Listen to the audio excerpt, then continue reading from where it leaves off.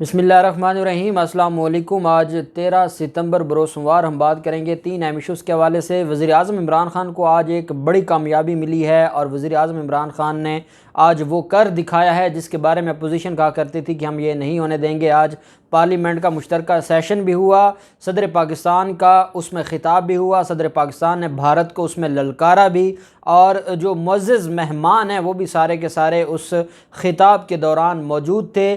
जो यतीम सहाफ़ी हैं जो बाहर धरना देकर बैठे हैं, और कुछ सहाफ़ियों ने माहौल को ख़राब करने के लिए और मेहमानों को ये इम्प्रेशन देने के लिए कि सहाफ़ियों को उनके हकूक़ नहीं दिए जा रहे, जो राहदारी थी जहाँ से मेहमानों ने गुज़रना था वहाँ पर धरना दे के बैठ गए। बिलावल ज़रदारी और मौलाना फ़ज़लुर रहमान, शहबाज शरीफ, एहसन इकबाल, ये सारे लोग सहाफ़ियों के एहतजाज में पहुँचे और पहले शोर शराबा किया, गालम गलूच की, और जब ख़िताब शुरू हुआ तो वॉकआउट करके चले गए। ये इनकी जमहूरियत है। और फिर कैसे शहबाज शरीफ को वहाँ तकरीर करना महंगा पड़ गया और शहबाज शरीफ को जूते पड़ गए, बड़ी अहम तफसीलात हैं जो मैं आपके साथ शेयर करने जा रहा हूँ। पहले मैं मुख्तसर 2 केसेस आपके साथ शेयर करूँगा। वाल्टन एयरपोर्ट का जो मामला है, वाल्टन एयरपोर्ट पर जो फ़्लाइंग के लिए जो फ़्लाइंग ऑपरेशन है उसको दोबारा बहाल करने के लिए आज तौहीन अदालत की दरख्वास्त दायर की गई थी लाहौर हाई कोर्ट में, और उसमें यह मौक़िफ़ अख्तियार किया गया था कि लाहौर हाई कोर्ट ने जब ये हुक्म जारी किया है कि फ़्लाइंग ऑपरेशन शुरू किया जाए दोबारा, तो फिर ये क्यों इन्होंने अभी तक फ़्लाइंग ऑपरेशन शुरू नहीं किया। हालांकि पहले यही ऑनरेबल लाहौर हाई कोर्ट थी जो ये फरमा चुकी है कि कई केसेस में कि अगर आपको उसके मुतबादिल जगह मिलती है तो आप वहाँ करें। हुकूमत को कहा कि आप वहाँ पर फ़्लाइंग ऑपरेशन शुरू करवाएं। मुरीद के में भी थी, फैसलाबाद में भी कुछ जगह थी।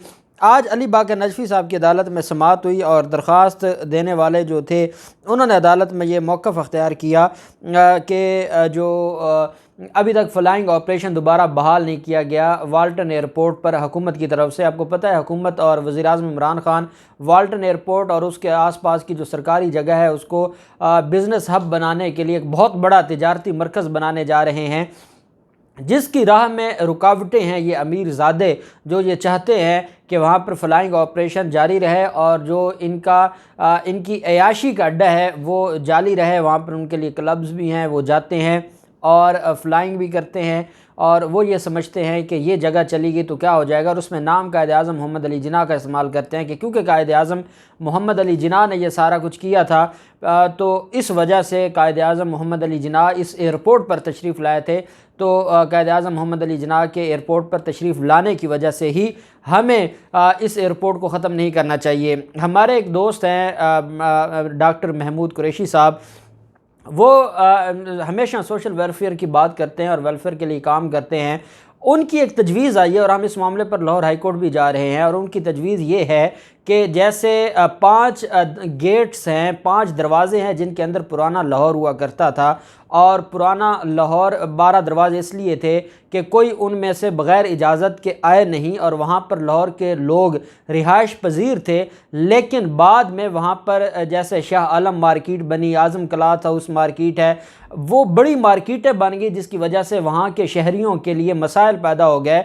अब मज़े की बात यह है कि 3 से 4 जो बड़ी मार्केटें हैं वहाँ कोई आम परचून में सौदा लेने नहीं जाता, चीज़ें ख़रीदने नहीं जाता। वहाँ पर जो है वो बड़े आते हैं, जो व्यापारी हैं या ताजर हैं पूरे मुल्क से, और जो है वो ट्रक भी वहाँ पर जाते हैं। वहाँ पर पूरा अंदरून लाहौर बंद हुआ होता है सिर्फ़ इस तिजारती मरकज़ होने की वजह से। तो हमारा और डॉक्टर महमूद कुरैशी साहब का ये मानना है कि अगर हुकूमत पंजाब ये जो आज़म क्लॉथ मार्केट है, दूसरी तरफ जो दूसरी मार्केटें हैं, शाह आलम मार्केट है या बाकी मार्केटें हैं, यहाँ से मार्केटें ख़त्म करके, क्योंकि ये आम शहरियों के लिए नहीं है, ये तिजारत के लिए हैं जो थोक पर माल ख़रीदने वाले हैं बड़े लेवल पर, बड़े पैमाने पर, उनके लिए हैं। तो इसको अलग से किसी जगह मुंतकिल किया जाए ताकि लाहौर शहर के लोग जलील ना हों, और यही इमरान ख़ान का मंसूबा था। और इमरान ख़ान ने अगर वाल्टन में जो तिजारती मरकज़ बन जाता है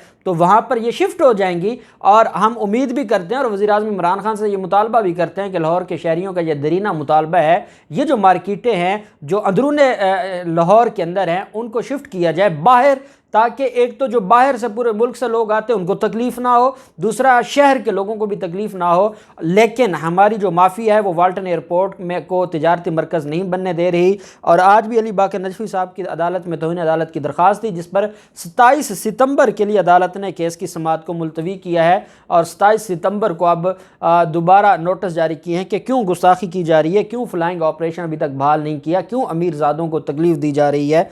अब देखते हैं कि क्या होता है। 27 सितंबर को टिकटॉकर लड़की आयशा अकरम केस में 6 मुलजमान को आज अदालत में पेश किया गया था। उनका वो पहले फ़िज़िकल रिमांड पर थे, फ़िज़िकल रिमांड से आज उनको अदालत पेश किया गया। अदालत ने 6 मुलजमान को जुडिशल रिमांड पर जेल भिजवा दिया गया है। और इन जो मज़ीद अदालत ने दरख्वास्त की थी, अदालत से दरख्वास्त की थी पुलिस ने कि इनका फ़िज़िकल रिमांड दिया जाए, तो अदालत ने जुडिशल मजिस्ट्रेट हसन सरफराज सीमा साहब ने उनकी जो दरख्वास्त थी उसको रद्द किया। मुलजमान अरसलान, इफ्तिखार, मेहरान, शहरियार, आबिद और साजिद को पेश किया और मज़ीद जिस्मानी रिमांड की इस्तदा की। अदालत ने इस्तफसार किया कि अब तक तफ्तीश मुकम्मल हो चुकी है और मज़ीद तफ्तीश की ज़रूरत नहीं है, इस वजह से इनको जुडिशल रिमांड पर जेल भेजा जाए। अब जुडिशल रिमांड पर जाने के बाद जो ये मामला है, इस मामले में जो मुलजमान हैं वो अपनी दरख्वास्त ज़मानतें फ़ाइल करेंगे और दरख्वास्त ज़मानतें फ़ाइल करके ये केस आगे बढ़ेगा। आज सेशन था, जो जॉइंट सेशन था पार्लियामेंट का, और चौथा साल शुरू हुआ है हुकूमत पाकिस्तान तहरीक इंसाफ की हुकूमत का। और सदर आरिफ अलवी ने उसमें ख़िताब किया है। सदर आरिफ अलवी ने उसमें जहाँ अफ़गानिस्तान का जो इशू है, जहाँ भारत की दहशतगर्दी है, जहाँ पर पाकिस्तान ने दहशतगर्दी के लिए कुर्बानियाँ दी, जहाँ पाकिस्तान मुआशी तौर पर अपने स्ट्रेंथन हो रहा है, जहाँ पर पाकिस्तान के अंदर और बाहर जो दुश्मन हैं वो पाकिस्तान के ख़िलाफ़ जो साजिशें कर रहे हैं उनको बेनकाब किया। मैं समझता हूँ एक जामे खिताब था जो उस इन्वायरमेंट में कि जब हर तरफ से गालम गलूच थी, नारेबाजी थी, तो शायद ही पाकिस्तान की जो पिछले 2-3 अदवार गुजरे हैं कोई ऐसा सदर गुजरा हो कि जो इतने कॉन्फिडेंस के साथ इन सारे हालात के बावजूद तकरीर की हो। वज़ीर आज़म इमरान खान साहब भी मौजूद थे और जो मेहमान थे सफ़ीर भी आए हुए थे और पाकिस्तान के जो बड़े ओहदों के बड़े ओहदेदार हैं वो भी सारे के सारे मौजूद थे। पहले ये होता है कि जैसे वज़ीर आज़म इमरान खान और सदर आरिफ अलवी और इजलास शुरू होता है, बिलावल ज़रदारी भी मौजूद थे, शहबाज शरीफ भी मौजूद थे। इन्होंने गुंडागर्दी की, बदमाशी की और वहाँ खड़े होकर नारेबाजी की। ये स्पीकर के डाइस के पास पहुँच गया और वहाँ पर इन्होंने एक होता है गालम नारेबाजी, एक होता है गालियाँ देना और बदतमीज़ी करना, गैर अखलाकी जुमले बोलना, ये वो करते रहे। और जब तकरीर शुरू हो गई तो ये वॉकआउट करके बिलावल ज़रदारी और शहबाज शरीफ की क़यादत में अपोजिशन वॉकआउट करके वहाँ से चली गई। अब अंदाज़ा लगाएं कि ये इनकी जमहूरियत है, जॉइंट सेशन हो रहा है, सदर पाकिस्तान का जो ओहदा है वो हर तरह के सियासी मफादात से बाहर है और वो किसी भी रियासत की यूनिटी का एक सिंबल होता है। और यहाँ अपोजिशन का ये हाल है कि आपको कोई तकलीफ़ थी, आपको कोई मसला था तो आप बात तो सुन लेते। आपने क्या किया, आप बाहर चले गए और जो यतीम सहाफ़ी बैठे हैं, लिफाफा खोर, जिनको उनके इदारे वालों ने इसलिए निकाला है कि उनकी रेटिंग नहीं बची, उनको कोई सुनता नहीं है, कोई सुनना चाहता नहीं है, उनका किरदार ऐसा है कि कोई उनकी बात को सुनना गवारा नहीं करता। और आप वहाँ पर गए, वहाँ जाके आपने हुकूमत के ख़िलाफ़ तकरीरें की और आपको आज वो बिल ये नज़र आ रहा है कि वो कोई दहशतगर्दी है और उस बिल की वजह से पाकिस्तान का क्या बनेगा, पाकिस्तान को नुकसान पहुँचेगा। ये सारी की सारी चीज़ें मौलाना फजल रहमान ने भी वहाँ जाके अपना जो उनका अंदर का बुग़्ज़ है वो निकाला। बिलावल ज़रदारी ने भी जाके अपना दुख रोया, शहबाज शरीफ ने भी जाके वहाँ पर अपना दुख रोया, एहसन इकबाल भी गए, कल शायद खकान अब्बासी और मरियम औरंगज़ेब भी गई थी। हामिद मीर सामने बैठा है, हामिद मीर कहता है कि मुझे किसने निकाला। पहले एक नवाज शरीफ थे वो कहते थे मुझे क्यों निकाला, अब हामिद मीर दूसरे नवाज शरीफ बन गए, वो कहते मुझे क्यों निकाला जियो वालों ने, ये इमरान खान ने तो नहीं निकलवाया, मुझे निकलवाया है तो डंडे वालों ने निकलवाया है। डंडे वाले अगर आपको निकलवाना चाहते तो पहले ही आपको निकलवा देते। आपकी औकात ये है, आपको कोई सुनना नहीं चाहता, आप कौम को बेवकूफ़ ना बनाएं। आप एक यूट्यूब चैनल बना लें, यूट्यूब चैनल पर डेली एक वीडियो, आप वहाँ भी तो कैपिटल टॉक करते थे, यहाँ आप डेली अपनी वीडियो अपलोड करें, पता चल जाएगा कि आपको सुनता कौन है।